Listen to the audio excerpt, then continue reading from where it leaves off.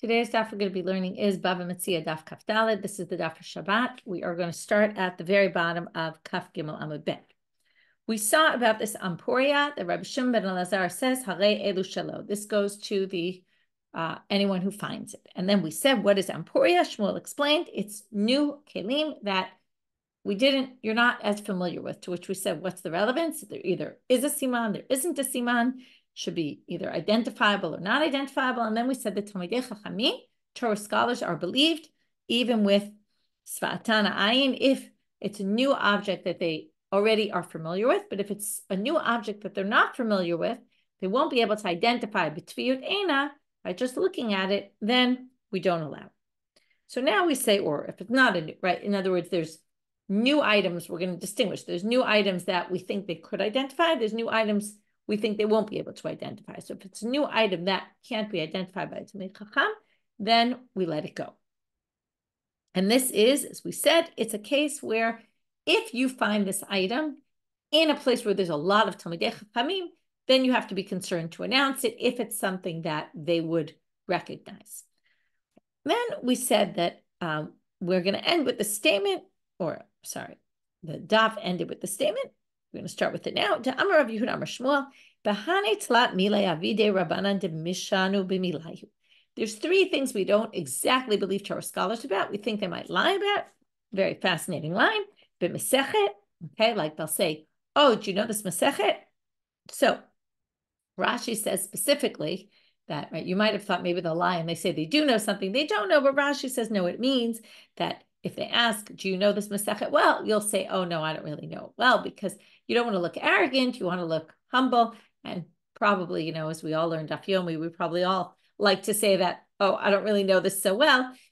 That's a typical attitude of saying, don't try testing me on this because I don't really remember it so well. Bipuria. Okay, this is a bit of a weird one. Rashi says, if people ask you, did you have relations with your wife? You say no, because that's not really something appropriate to talk about. Uba ushpiza, if they ask about a host, the host is very generous, they say no, because they don't want people to take advantage of that person, and then that person will get bombarded by all these people wanting to stay over there, and then they'll spend all their money on hosting other people. My nafkamina, why is Shmuel telling us this? What's the relevance? Amar Marzutra, la'adurele avidata b'tfiyut eina. Well, Shmuel is basically saying we could always trust a Talmid Chacham other than in these three areas where they have a reason to be lying. Otherwise, they really tell the truth, in which case we can trust them. So, if Shmuel says they only lie in these three areas, and not exactly lie, but tell a little white lie, that we can actually give them back objects. But if we don't have Shmuel's statement, and then we say, oh, they're very likely going to lie about other things as well, lo mahadrin alei. I'm not sure if this is opening the door to basically say that there are cases where people who are Talmud scholars don't always tell the truth. And, Shmuel seemed to give a lot of trust in them and think that they're honest people. Whereas the Gemara is suggesting possibly by saying, well, Shmuel says this, but not clear that everybody believes that. Okay, right? Again, it's not so clear from the Gemara, because the Gemara, it seems to me like the Gemara is suggesting that there is some other option there, because why else would Shmuel be telling us this? And they're saying, Shmuel is telling us because it has halachic ramifications about whether we'll believe them b'tfiyut eina or not.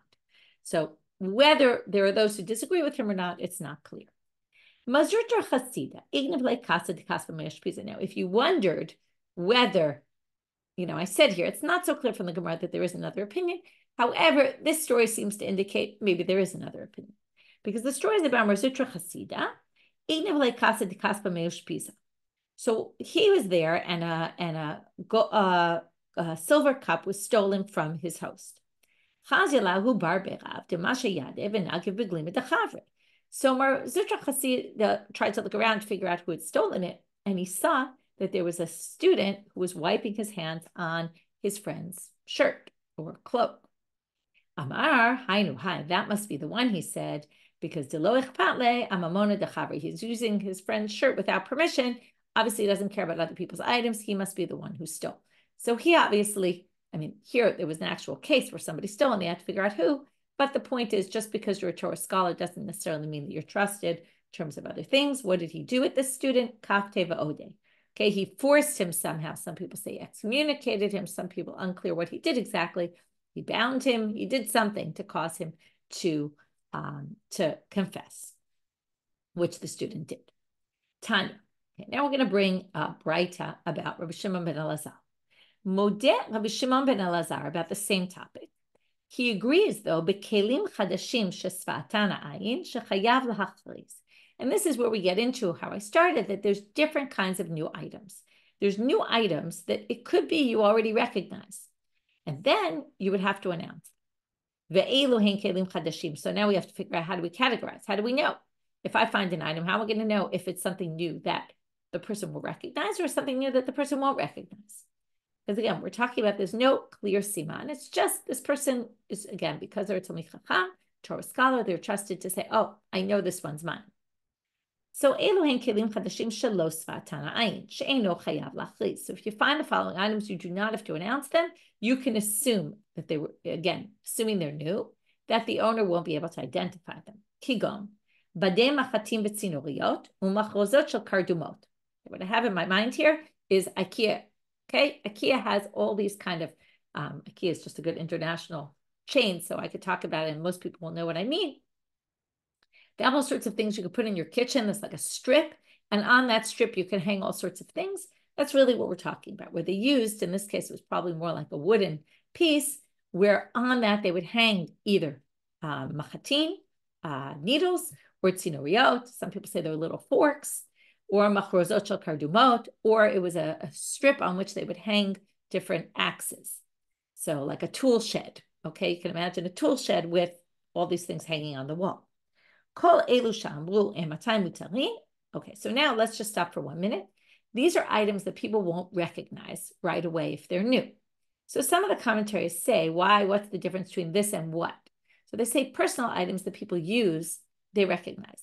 But these are items that are generally used for business purposes. And because they're used for business purposes, people are less familiar with them because they don't actually use them, but they sell them. Or they use them to, they're selling their needles, let's say. So they have a whole strip of needles on the wall. They're not going to really pay attention to. It's not something they really notice. That's one possibility. All of these things, when are they permitted? This is if you find one at a time.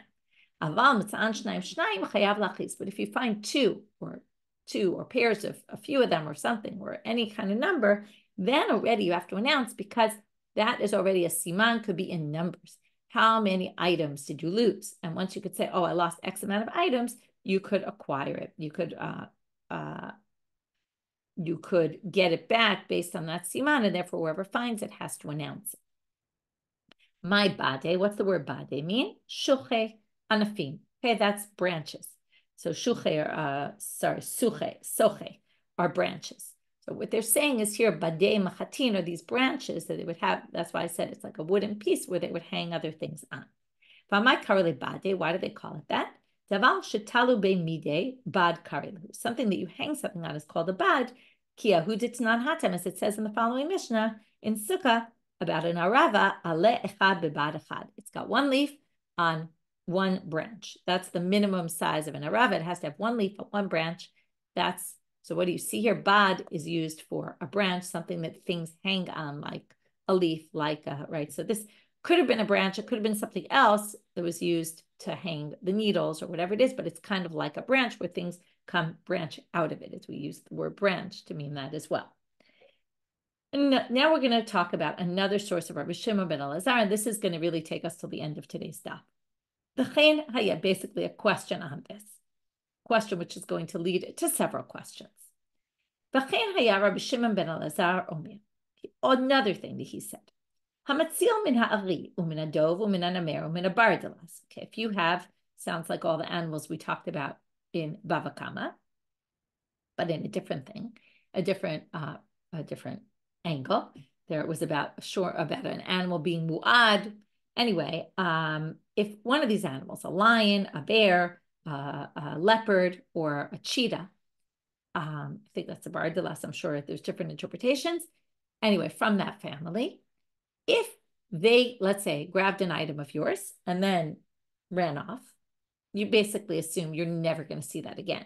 So we call that yeush. Okay, so basically at that point, we assume that the owner despairs of getting it back, which means that if you find it, let's say there was a lion and the lion drops something on the ground and walks away, you can take it. Uminzuto shel yam, or if it was in the depths of the sea. Umishliluto shel nahar, or a big pond of a river. If you find it in a stratia is like a street, like a highway kind of thing, like a big road that goes from city to city, or a platya gdola, which is a huge square where a lot of people congregate. Or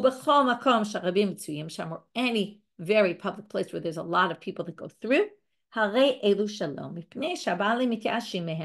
We assume you can take any item like that because the assumption is that in all these cases, and we're going to focus really on the last one, which is a public place where a lot of people pass through, you can assume that the owner is basically despairs of ever getting it back because there's so many people they're likely to take it, or it's in the bottom of the sea. No way is anyone going to find that. And the animal took it away. No way are you going to get it back from there. And therefore you can take it. That's Rabbi Shimon ben Elazar. We now have a slew of questions on this. Questions that one is sort of dependent on the other. Ki ka'ama. So now we're going to have two ways of reading Rabbi Shimon ben Elazar. That's the first part of the question. Ki ka'ama Rabbi Shimon ben Elazar b'rov Knaani, aval b'rov Yisrael lo. Does he say, when we say a place where a lot of people pass through, is it only Gentiles? Because we assume Gentiles will pick it up and take it for themselves. But b'rov Yisrael, if it's majority Jewish people, maybe we think the Jew will return it. And therefore I won't despair of getting it back. Or perhaps you say, even a majority of Jewish people are no better necessarily than Gentiles in this area, and they very well might likely also take it for themselves, in which case it's unlikely I'll ever get it back. So that's our first question. Now, if you say, afilu berov Yisrael nami amar, now if he says, even the majority of Jews, we still don't think, right? We assume you're going to have yeush, the owner of the item will despair of ever getting it back, in which case, if you find this item of someone else's, you could just pick it up. Plige Rabbanan alei or lo plige? Well, we only got this halacha in the name of Rabbi Shimon ben Elazar. Do the rabbis disagree? So the first part is, what does Rabbi Shimon ben Elazar himself hold? The second question is, do the rabbis disagree? And with this, we're going to have three possibilities. Well, it sort of depends on what Rabbi Shimon ben Elazar holds, and even that. So the first, it actually doesn't really depend on Rabbi Shimon ben Elazar. So let's start with this. If you assume, now there's one option is to say the rabbis agree with Rabbi Shimon ben Elazar. But if they disagree, we're now going to have we're going to have two other possibilities of their disagreement. So either they agree, and in other words, this is all, by the way, if you hold that Rabbi Shimon ben Elazar holds across the board, no matter what, majority Gentiles and even majority Jews, we assume yeush, the owner despairs, and therefore you can take it for yourself. The question now becomes, do the rabbis disagree with him? Oh, lo pligi, or maybe they don't disagree. That's number one. So maybe they don't disagree. Intim salom or pligi, if they do disagree, the question is, he said it in both cases. Did they disagree about both cases, or did they disagree only about one? Now let's think about which one would be more likely. Berov Yisrael vadai pligi. In other words, we can assume in Rov Yisrael for sure they disagree. If you're going to say they disagree, we don't know. But if the rabbis disagree, they'll say, hey, majority of Jews, you're not going to despair. Of course, you have to announce it. And there's two issues. Number one, do we think the owner despaired? Number two, well, since it's the majority of Jews, you have to announce it and return it to your fellow Jew. But Berov Knaani pligi, but perhaps they would agree with Rabbi Shimon ben Elazar when it comes to Rov Knaani. So if Rabbi Shimon ben Elazar is across the board, then perhaps the rabbis disagree in one of the situations in the Rov Yisrael, but they would agree that if it's a majority of Canaanite people, again, Gentiles, who we assume are going to just take your item, then obviously the owner had yeush. O lo pligi, or perhaps they don't disagree in that case. Okay, so maybe even Berov Yisrael, one second. Right. So sorry. Imtim tzalom pligi, Berov Yisrael vadai pligi, Berov, right. And then the question is, Berov Knanim, do they disagree or not disagree? Okay, so we have either the Chachamim say, just like Rabbi Shimon ben Elazar, Rov Yisraelim, Rov Knaanim, you get to keep it. Or they say, Rov Yisraelim, you have to announce. But Rov Knaanim, you get to keep it. Or they say, Rov Yisrael, Rov Knaani, you have to announce it. Okay, that's the question. Now we have a further question. Let's say they disagree across the board. In other words, Rabbi Shimon ben Elazar has the extreme position, no matter what, you get to keep it. And the Chachamim hold the other extreme opinion, which is even Barov Knaanim, right, we assume you still have to announce it. Halacha kamoto? Oh, ein halacha kamoto. But do we hold like Rabbi Shimon ben Elazar with his extreme position that even Rov Knaanim, right, you can keep it for, even Rov Yisraelim, you can keep it for yourself? Or, so again, let's just be clear. Sorry, I confused you. What the uniqueness of Rabbi Shimon ben Elazar, if he holds the extreme position, is that even in a majority of Jews, we still assume the owner had despaired, and then you can keep it. So do we say that? Oh, and halacha k'mato, perhaps we don't hold like him. Or, intim tzilomar halacha k'mato, perhaps we could take a middle position, or a little less extreme. Perhaps we hold like Rabbi Shimon ben Elazar, but do we hold like him across the board? Or dafka barov knaanim, maybe only if there's a majority of Gentiles. But maybe we don't hold like him if there's a majority of Jews, right? Or afilu barov Yisrael, or perhaps we do hold like his extreme position. So we have a series of questions. They break down to make it a little simpler into what exactly does Rabbi Shimon ben Elazar hold? If we say he holds the extreme, do the rabbis disagree with him? Do they agree with him entirely? Do they disagree partially, or do they disagree entirely? And do we hold like the rabbis or Rabbi Shimon ben Elazar? And if we hold like Rabbi Shimon ben Elazar, do we hold like him across the board in his extreme position? Or do we hold like him, again, either we say he only held the middle position, or we say we hold like him for the middle position. So we have a lot of possibilities here. And we're going to have, if I count it correctly, 9 different sources or stories to try to get to an answer, at least for some of the questions. It's going to be a little tricky, though. It's not going to be so clear. So at the beginning, we're going to really try to figure out the first question, which is what exactly is Rabbi Shimon ben Elazar's position? Does he hold the extreme, or does he hold the more middle of the road position, which would be only in a majority of Canaanites do we assume there was Yerush? Tashma, let's learn from here. Okay,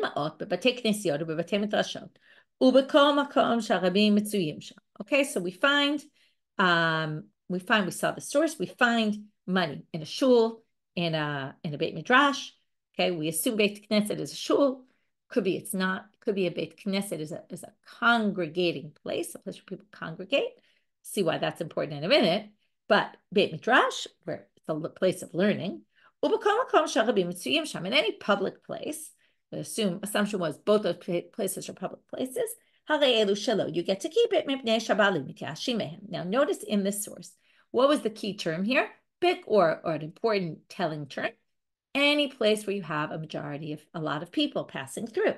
Now, who's the one who brought up this issue in the first place of lots of people being there being an issue? Rabbi Shimon ben Elazar. So therefore, they want to assume at this point, this must be Rabbi Shimon ben Elazar. So Shema Mina, and what do you see here? Afilu b'Rav Yisrael Nami. What kind of rabbim are here? We're in a shul. We're in a Beit Midrash. Majority Jews. To which they say, no. This is when the money's scattered. It's because it's really right unable to be identified. To which they say, even you don't even need makom sharabim mesuyim to say I can accept it. Even if there aren't a lot of people, that's always scattered money. You never need to announce. It could be that it was piled up, and you still don't need to return it because the Rabbi Mitzuyim Sham, and we think it's Jews, and that would tell us about Rabbi Shimon ben Elazar. Even if it's Jews, you get to keep it. But they say, wait, maybe it's Gentile. Either you could say churches, places they got together for prayer, or you could say Beit Knesset is just a place of congregating, like a town hall. And it could be the majority of people are Gentiles. So that doesn't prove anything. They say, wait a minute, but what about a Beit Midrash? You can't say a Beit Midrash of Gentiles. There is no such thing. To which they say, well, you could say like this. There are Batei Midrash, but there are Knanim sitting there. What are they doing there? So some of the commentaries say they're the guards. And why is that important? They're still the minority, but they're the ones who go around. Maybe they're cleaning, they're straightening up. They're the ones who are always on top of everything. The Jews who are sitting in the Beit Midrash, their heads are in the books. They're not paying attention to anything. The people who are going to notice the items that people drop are those people, or Gentiles. Therefore, any Jew who leaves something knows that the Gentiles will clean up and take it for themselves. And therefore, that's why we can assume there was Yeush. So that didn't prove anything because that, and then by the way, they say, you could say the exact same answer for the Batik Nesiot. And in any case, we haven't proven our first question because it could be it's only Rov Knani and not Rov Yisraeli. So back to the second source, Tashma, Matzaba Aveda.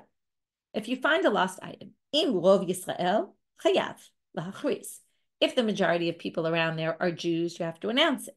In Rov Knanim, Eino Chayav Lachris. If the majority are Canaanites, you don't have to announce it. Now again, this goes into rules of majority. And this sounds like only if there's a majority of Canaanite people do you have to, right, that you then don't need to announce it. You could keep it for yourself. So who's the one who says, first we have to prove, if we want to really get to an answer, the first question about what Rabbi Shimon ben Elazar thought, we have to prove that the source is Rabbi Shimon ben Elazar. So who's the one who says we follow the majority, Rabbi Shimon ben Elazar? And Shmat Mineki Kama Rabbi Shimon ben Elazar, Rov Knanim, Rov Yisrael lo. And here it says it explicitly, Rov Knanim, you get to keep it. Rov Yisrael, you have to announce it. To which they say, no, how many Rabbanit? You could say this is the rabbis. And maybe the rabbis, first of all, we suggested that maybe the rabbis made distinctions also. And then they say, well, if this is the rabbis, then we can't use it to answer our first question. Rabbi Shimon ben Elazar actually held, but we could use it to answer what the rabbis actually hold. So we could say, Tifshot minei demodele Rabbanan Rabbi Shimon ben Elazar berov Knani. We could say that at least the rabbis agree with Rabbi Shimon ben Elazar when it comes to the Rov Knani. Perhaps agree entirely with Rabbi Shimon ben Elazar because maybe that's his whole position. Or if Rabbi Shimon ben Elazar holds the extreme, at least Chachamim hold the middle position. To which they say, you can't prove you can't get an answer for sure from the source because Ela la'olam Rabbi Shimon ben Elazar you could say this whole source is Rabbi Shimon ben Elazar.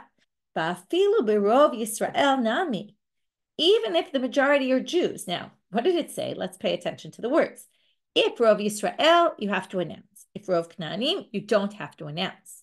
Now, you could say, Hacha b'mayaskina, and you could say it's talking about Rov Yisrael, but bitamun. Maybe it means if it was hidden, not if it was just left. If it was just left, and it's Rov Yisrael, maybe this really is Rabbi Shimon ben Elazar. And he's saying Rov Yisrael, you can assume there was Yeush, the extreme position, even Rov Jews. People are going to give up. But this was a hidden object, to which they say, why are you even picking it up if it's hidden? There's different options of what you could do. You could either keep it for yourself. You could announce it. There's another position, though, that says, the Hadran, it says in the Mishnah, see this Mishnah on Daf Kaf Hey, tomorrow's Daf, Matzak li ba'ashpa, mechuset lo yigaba, migulet no telu machris. So if you find something in a garbage dump, if it's exposed, you have to announce about it. But if it's hidden, you don't have to announce about it. Why not? Because somebody hid it there. And not only that, well, sorry, I didn't say it right. Lo yigabo. Not only do you not announce, and not that you can't keep it for yourself, you can't even touch it. You're not allowed. Because why? Obviously, somebody hid it there. If you move it, you may never find who it was. They're going to come back for it. Now, why do they hide things in garbage dumps? Because garbage dumps sat there for a really long time. So now the answer, okay, so now the question is, if it was hidden, well, why are you touching it? You're not allowed to touch it. Why would we be saying chayav lachris, right? So what on earth are you doing with this? So now they say, again, we said, what? Let's go back. Im Rov Yisrael chayav lachris, right? You have to announce, but you're supposed to leave it there. So now they say, Kedamar Papa, like what Papa said somewhere else, which we'll see later, in Daf Kapeh. This isn't a garbage dump that normally they don't remove the garbage. They leave it there for a long time. But then they decided to remove it. And then you see this item hidden, then you have an obligation to announce it if the majority of people are Jewish. hachanami. So just like Rav Papa says it to explain something else there, which we'll get to soon, tomorrow's daf. Hachanami ba'ashpa hasuya lifanot v'nimla chalea lifanota. And that's why you have to announce it. So again, what happened? You found this item hidden in a garbage dump, and then they start undoing the garbage. If it's if it's the majority of people around are Jews, then you have to announce it because you have to return it to the Jewish people. If the majority of people are Canaanites, then you don't have to start announcing it. Okay, then we said, right, Rov Knaim eino chayav lachriz. Why? Because we're not talking about can you keep it for yourself or not keep it for yourself. The issue is, do you have to announce about it? Now, you don't have a responsibility to return a lost item of a Gentile. So therefore, you don't have a responsibility here to announce it if the majority of people there are Gentile. But this didn't really help us with, this was an alternative explanation that doesn't really teach us what we hold about what Rabbi Shimon and Elazar holds, what the rabbis. Another way to read this in a different way. Lo olam Rabbanan, really it's the rabbis. But again, there's a range of possibilities here. Mikatane hein shelo. It doesn't say you get to keep it. It says, right, again, it says, when it says it's the Gentiles, it doesn't say you can keep it. It just says, Eino chayav lachriz katane. V'yaniach v'yete Yisrael v'yayid beisiman v'shakel. It's if the majority, what it's trying to say is like this. If the majority of people are Gentiles, you don't have to announce because you don't have to make a big deal about the whole thing. But it doesn't mean you could keep it for yourself because, right, it might mean you have to put it aside. And since there are some Jews that live there, wait and see if Jews come to find this item and ask you for it, and then you can give it back to them. But if the majority are Gentiles, then you don't have to do that. Now, according to this reading, I just want to go back to our original question.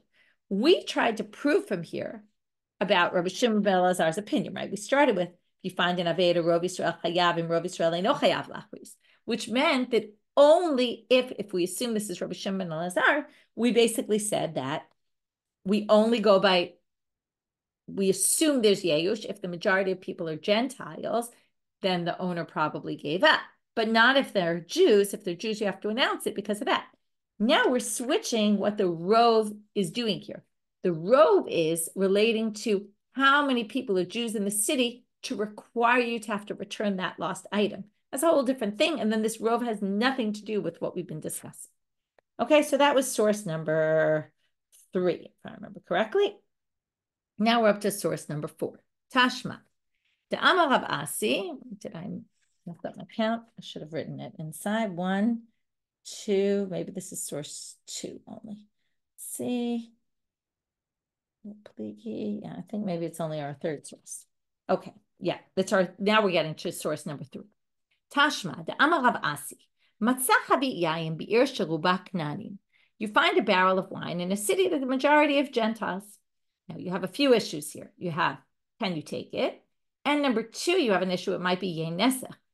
Gentile wine that Gentiles touch, we're not allowed to use because they might have poured it to their gods, offered it as a libation.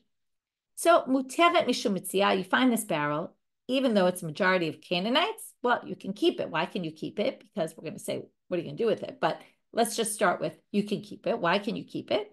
Because Ruba Kananim. Okay, this seems to say, if this is Rabbi Shimon ben Elazar, then we'll have an answer that it's only because the majority of Gentiles that we assume the owner gave up, right? That if it was lost from someone, well, there was definitely Yeush because most people are Gentiles in the city and they'll probably take it for themselves. So you can keep this, but Asura b'hana'ah, you can't benefit from it because maybe it belonged to a Gentile and maybe it's Yenesach. Later, the Gemara is going to say, well, why are you going to keep it? What are you going to do with it if it's Yenesach? If a Jew comes and says, this is mine, well, then the person who found it doesn't have to return it to the Jew because we already assumed there was Yeush. And once there's Yeush, the original owner despaired of getting it back. It's not theirs anymore. It was basically Hefker, and I picked it up, let's say. But I actually can drink it now because the Jew said it was theirs, and therefore, now I know it's not Yenesach. Kima. So who does this go according to? Rabbi Shimon ben Elazar. Must be Rabbi Shimon ben Elazar because we're following rules of majority. And Shma mina ki kam Rabbi Shimon ben Elazar b'rov Knanim b'rov Yisrael lo. And again, when it comes back to this lost item, what do you see here? Only if the majority are Canaanites. But if the majority were Jews, you wouldn't be able to take it because the assumption was people would think it would be returned to them. To which they say, no, Maybe we're trying to figure out what does Rabbi Shimon ben Elazar actually hold. But this source is Rav Asi ruling. Maybe Rav Asi maybe he agrees with Rabbi Shimon ben Elazar when it comes to the Canaanites. If there's a majority of Canaanites or Gentiles, basically you can assume there was Yeush. But he doesn't agree with Rabbi Shimon ben Elazar if the majority are Jews. And that's why he specifically said, only if the majority are Canaanites can you keep this. But maybe Rabbi Shimon ben Elazar himself held it across the board. And it's again, maybe Rav Asi is just picking a middle position. So now they ask this question we've been waiting to ask about the source, which is, well, what are you going to do with this if it's forbidden to benefit from, why are you picking up this barrel? What on earth are you going to do with it? To which Amar Rav Ashi, lekan kana. Okay, you take it for its the barrel itself. You actually have to kosher it. Even though it wasn't cooked in, there's a problem, the wine gets absorbed, this way to kosher it. That we'll learn in Avodah Zarah. We have some time to get there. A story now. And this is number 4. We're going to try to get from the story to possibly answer this question. Okay, so until now, we've really been trying to figure out at least we started each of the 3 sources with, doesn't this show what Rabbi Shimon ben Elazar held? In which case we moved to say, perhaps it's the rabbis, at least in some of the cases. And then we tried to say, maybe from here you could learn what the rabbis say, but in the end we reject all that. Now we're going to try to figure out, we're going to have stories and we're going to see how they ruled. And now we go to the last questions of the section, which was, well, if the rabbis disagree, according to who do we rule? And in which case do we rule like Rabbi Shimon ben Elazar or not, right? About the Gentiles only or also about Jews? So a guy found 4 zuzim that were all wrapped in a sheet or in something. And then it was thrown into the Nahar Biran. Onto the Kamei Rav Yehuda, and then they found it in the river. So they go before Rav Yehuda, Amarle, Ziel Achris. He said, go announce it. To which they said, and the assumption is this was in a public place, but there's a bigger issue, which is Habazuto Shel Yamhu. Isn't this Zuto Shel Yam? Don't we say if it goes into the depths of the sea, the owner for sure thinks they're never going to find it again? Well, Shane Nahar Biran, Kevanta Mitkal Lo Miyash. There were a lot of obstacles in there. I mean, there were a lot of spaces where there may be a ton of rocks and things would get stopped by the rocks and people would actually find things. It wasn't like that kind of sea where you would never find anything. But now they go to the bigger question, which is, Haruba Kananim Ninu. Isn't this a place where the majority of people were Canaanites? Shma Mina. And what do we say? You have to announce it. So what does it sound like? Shma Mina. Okay, this definitely isn't Rabbi Shimon ben Elazar's position. Maybe it's teaching us, Ein halachaka Rabbi Shimon ben Elazar, afilu berov Kananim. Even majority of Canaanites, we don't think that the owner had Yeush. To which they answer, you can't learn that because Shane Nahar Biran, Yisrael Sachrule, Yisrael Karule. The Jews dammed it up in order to clean the waters, and then the Jews would clean the waters. So they were always dealing with it. So basically, it was likely it fell from a Jew, and it was likely it would be picked up by a Jew. So the reason, that's why you have to announce it. Kevan Yisrael Sachrule, Imor mi Yisrael Nafal, Kevan Yisrael Karule, Lo Miyash. Okay, since they're the ones who dam up the river, probably they were the ones who it fell from, and they're there a lot. And because they're the ones who clean out the water there, they're the ones who find the lost items. And that's why you have to announce it. And then it doesn't tell us, at least what Rabbi Shimon ben Elazar thought about Rov, whether that we don't hold like Rabbi Shimon ben Elazar, even in Rov Kananim, we don't see that. Perhaps it does seem to show we don't hold like him when it's Rov Israel. Rav Yehuda Habashakil went out to source 5. Rav Yehuda Habashakil va'azil batre demar Shmuel b'shuka de beidaisa. They were assuming this was a shuk where they sold grains, like porridge kind of things. I can't think of how they translate this exactly, but basically he was in this shuk. And Rav Yehuda was following Shmuel there. Amar le, he said to him, so Rav Yehuda asked Shmuel the following question. Matzah karnar nakimai. Okay, they're mahu. They're walking in the middle of the shuk, and Rav Yehuda starts asking halachic questions to Shmuel about the place they're in and says, hey, if I found a wallet here, what would be the halacha? Now it's Rov Kananim, okay, you have to assume. So Amar le, hare elu shelo, you get to keep it.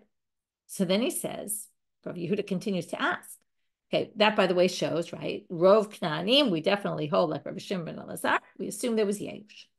By Yisrael v'natam, right? We just don't know what he would hold about Rov Yisrael. By Yisrael v'natam basiman ma. If a Jew came, though, and said, hey, I lost a wallet, it looks like this and that, and it exactly identifies what wallet I found, amar le chayav lahachzil. So Shmuel says, yeah, of course you have to return it then. He says, Tarte, how could you say two contradictory things? And as if it's Rov Knaanim, and that means that anyone who dropped this has Yeush and thinks they'll never get it back, then I don't have to return it even if the Jew gives Simanim. To which Amar le lifni mishurat hadin. Well, I said, this is a big factor in this Masechet, and particularly here, you should go beyond the letter of the law, okay? You know it belongs to this person. Yes, technically speaking, you really don't need to, but you really need to worry about that. He had avoid Shmuel, like the father of Shmuel. We have a story now that proves this lifni mishurat hadin issue.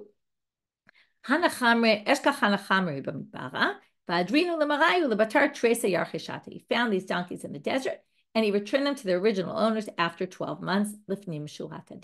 Okay, the assumption is he lost them in the desert. He didn't think he'd ever get them back. But when the guy came and gave him simanim, he returned it. So what do you see? Right, Shmuel's quoting from his father. I learned this from my father.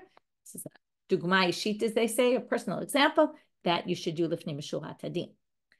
Next story, again, trying to prove psak halachana. What do we hold? Rav Abishakal va'azli batreja Rav Nachman b'shuka de Galdat. Same kind of scene. Rav is following Rav Nachman in the shuk of the tanners. Amrele b'shuka de Rabbanan. Some people say in the shuk of the rabbis. I'm sorry, shuka de Gildai.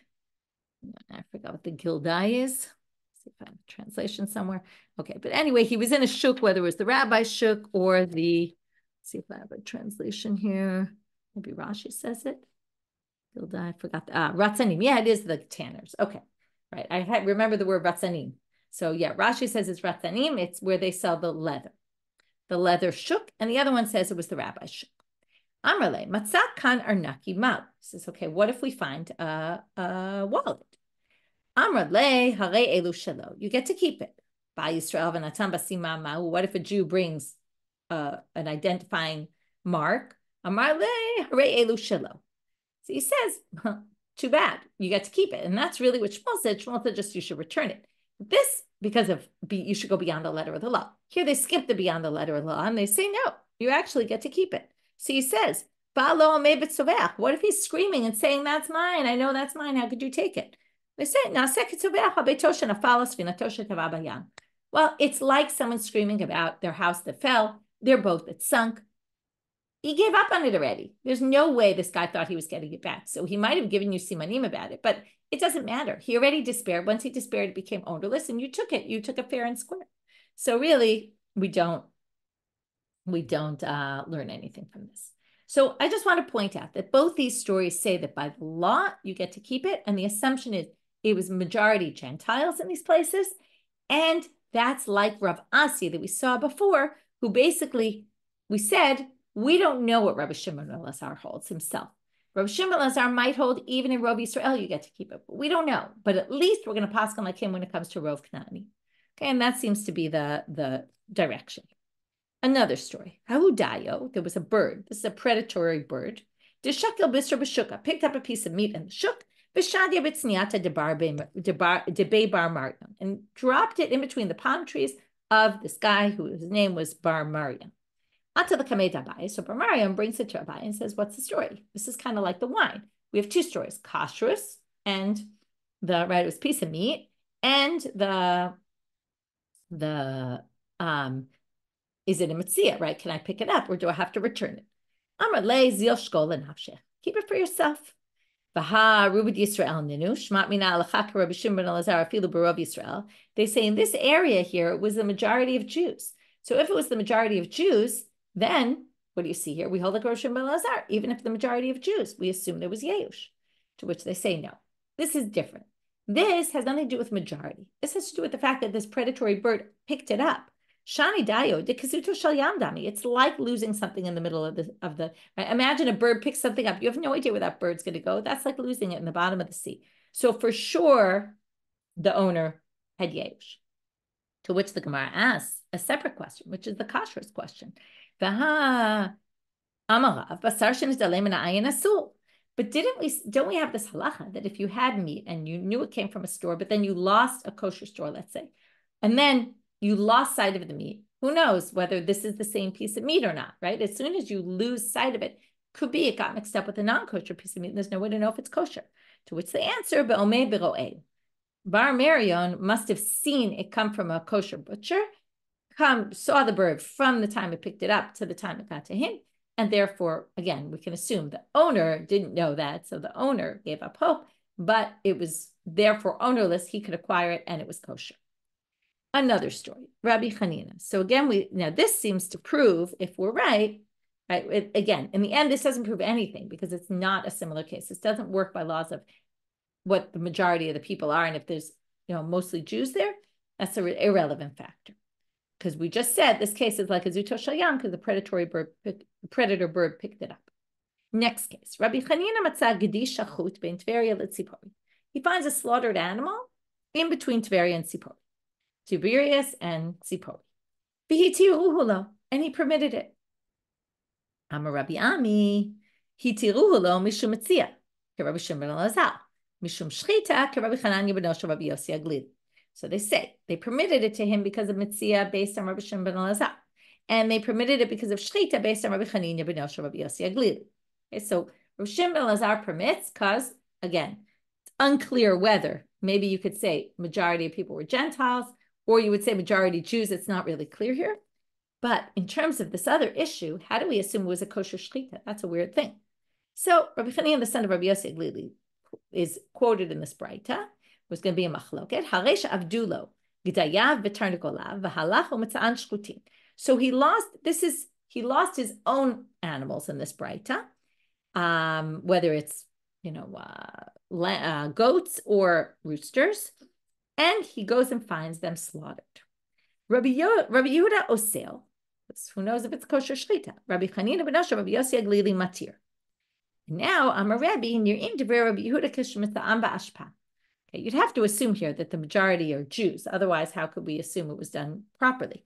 But Rabbi Yehuda, if we find it in the garbage, then we assume it was a bad shchita. And that's why it's in the garbage. If you find it in someone's house, you can assume it was slaughtered properly. Otherwise, they would have thrown it away. So this is what we're going to say now, what I was trying to get at before. The fact that we allowed it, mishum shchita, must mean Ruba Yisrael Ninu. What do you infer from here? And here we finally really have an answer. Shma mina lachak Rabbi Shimon Elazar afilu b'rov Yisrael. This sounds like the possible Rabbi Shimon Elazar, even according to the extreme opinion, that even majority of Jews, we assume people had yeush and don't expect to get it back. Because otherwise, how could we allow you to eat it? It must be there's a majority of Jews here. Otherwise, we wouldn't be able to rely on rov for the kashrus. So we can assume we can rely on rov. If it's a big, busy place where a lot of Jews go by, we can assume the owners despaired of getting it back, even though they were Jews. Amar Rava. Rava says, what do you mean? You can't prove that from here. You could say, okay, so too bad. We really were so close. Rov Kna'anim, Rov Tabachai Yisrael. It could be the majority of people are Kna'anim, but the majority of butchers in the town are Jewish. So therefore, since the majority of butchers, we can assume the meat was kosher. But the majority of people relates to the lost item, and therefore that's the relevant point for us, and it doesn't teach us anything about Rabbi Shimon and Elazar. So close, but yet not. Okay, two more stories. Number 8 and 9. Rabbi Ami, Eshkach pargiot shchutot bein Tveria letzipori. Okay, young chickens he found slaughtered between Tveria and Tzipori. Ata lekamei de Rav Asi, va'amre lekamei de Rabbi Yochanan. They brought it before either Rav Asi or Rabbi Yochanan. Va'amre le Beit Midrash. Some people say it was with the Beit Midrash. Va'amre le zil shkol lenafshech. You could take it for yourself. You can assume that. Okay, now again, it doesn't say here if this was right. This sounds like perhaps even Rov Yisrael, because that was an area that was predominantly Jews. And yet we say you could take it for yourself, which would show we hold like Rabbi Shimon Elazar, even the majority of Jews. Rabbi Yitzchak Nafcha, last case for today, Eshkach Kibura da Azlebe Azluye. Okay, he had he found these, Rashi says it's different kind of traps for animals, for fish, or traps for animals, traps for animals. Da Azlebe Azluye. Okay, they were where right? It's where the hunters were basically hanging out. Until the Kamed to Rabbi Yochanan. In other words, he found all these things that were ownerless. Could he pick them up? That's the question. Are they ownerless or not? Until the Kamed to Rabbi Yochanan. And he said, you can take these for yourself. And again, it seems like these things are, just one second, I want to check one thing here.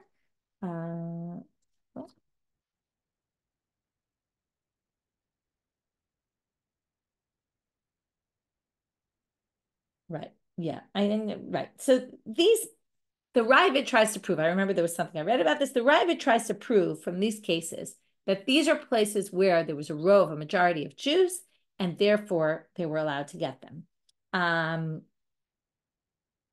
see. Okay. Let me translate it better because I see now. I wasn't sure what the kibur is. So it's like a ball of yarn that they found that they would use to create the traps. It wasn't the trap itself. It was these balls of yarn. And he said you could keep it. Okay. Now, the question is, are these cases Rov Yisrael or not? And if you say they're Rov Yisrael, then you can prove Rabbi Shimon and Elazar even in Rov Yisrael. But not everybody accepts that it was Rov Yisrael. Some people say even if the majority of the people who trap it were Jews, it doesn't necessarily mean that the majority of people in the area were Jews. And therefore, it's not necessarily a proof. Okay, so we don't really know. What we really did in the stuff, okay, let's just do a quick review. Starting from the beginning, we saw that we went into are Talmidei Chachamim trustworthy or not? For general, we say they are, but perhaps there's a few things they do white lies about, but that means we could trust them by just looking and identifying. Then we moved on to